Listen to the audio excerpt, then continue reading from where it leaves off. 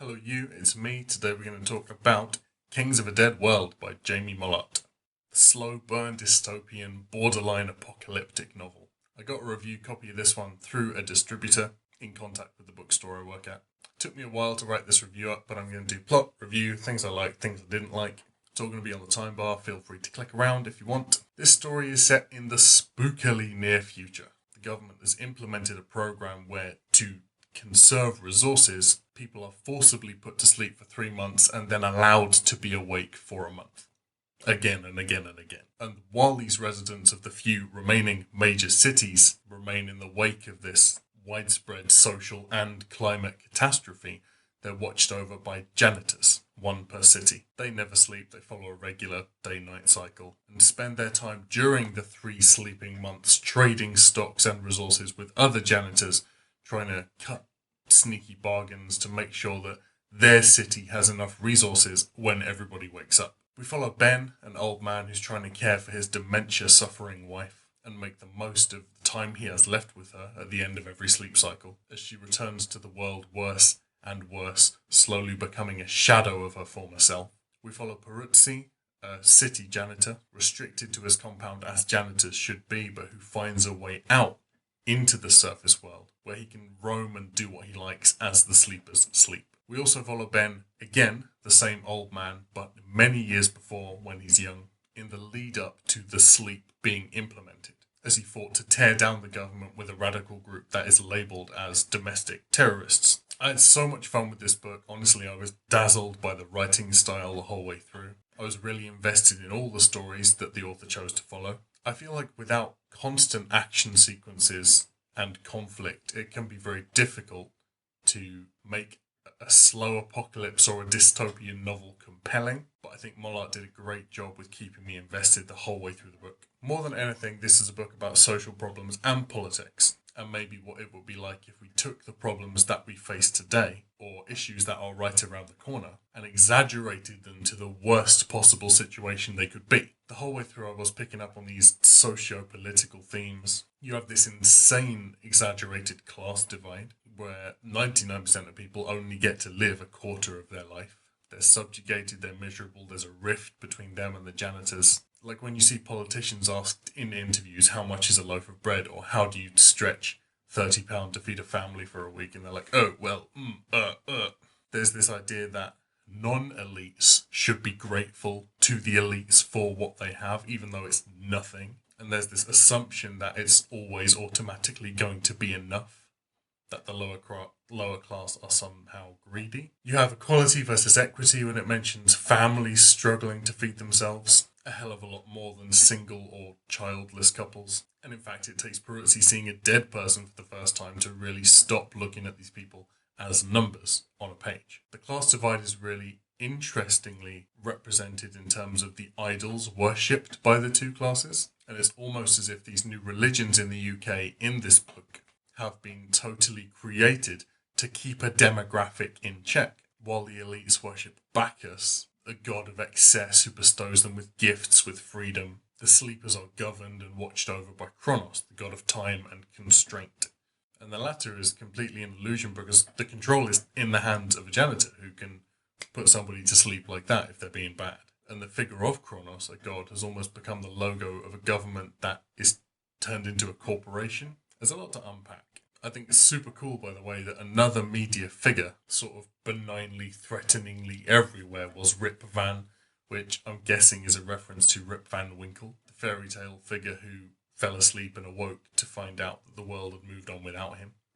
Missed his whole life. I thought that little fairy tale thing alongside the new deities was a really nice touch. With the inclusion of these new gods and figureheads, you're almost left to wonder where the culture of the UK has gone in the interim, after having been pushed to the sidelines. And you have this theme in the book of governments erasing everything that came before it to make a new baseline normal so that people don't have a comparison to know that what they're going through is wrong.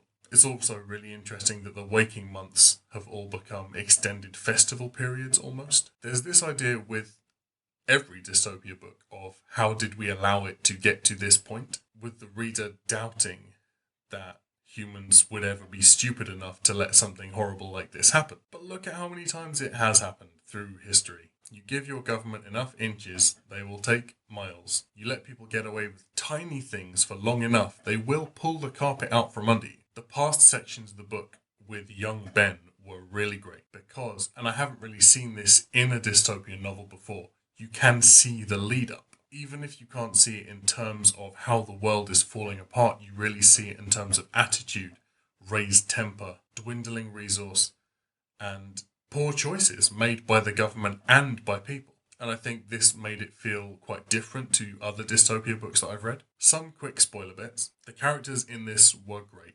I really thought they were so well constructed. I thought Ben's experience at both ends of his timeline were absolutely tragic. I was close to tears, honestly, some of the times he described his wife waking up in panic from the sleep directly into a severe dementia episode. On that front, this book was emotionally harrowing. And one thing I think it really managed to capture in everybody was despair.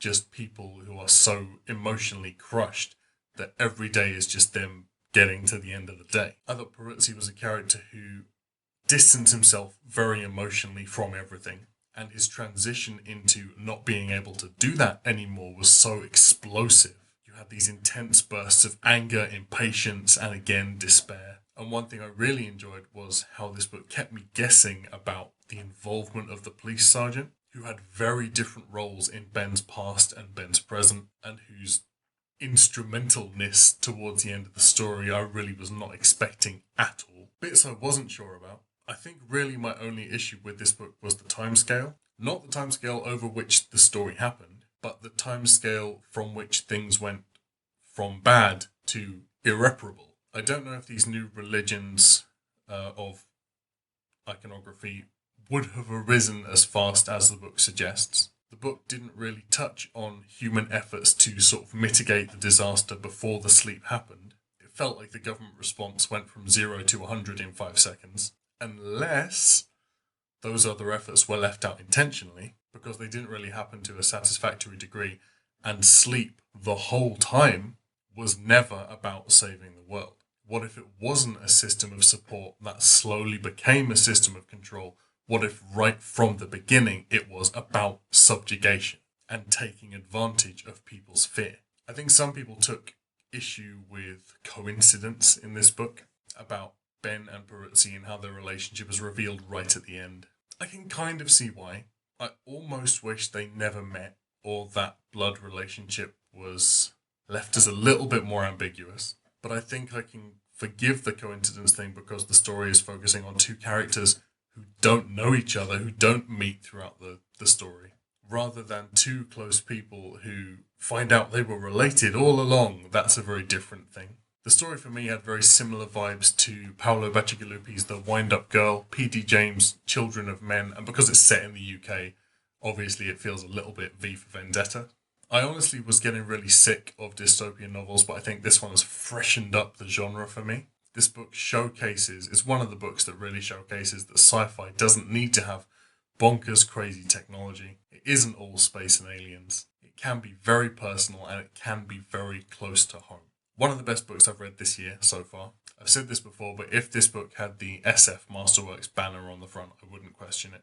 Really love this, so it's a hard 5 stars from me. If you like sci-fi, don't forget to join our Interstellar Book Club Discord, which is linked down below. You can read sci-fi with us, a book every month. Don't forget to follow me on Goodreads, which I'll also link down below. And like and subscribe for more single book reviews coming thick and quick. I read pretty fast. And I'll see you soon for the next one. Bye!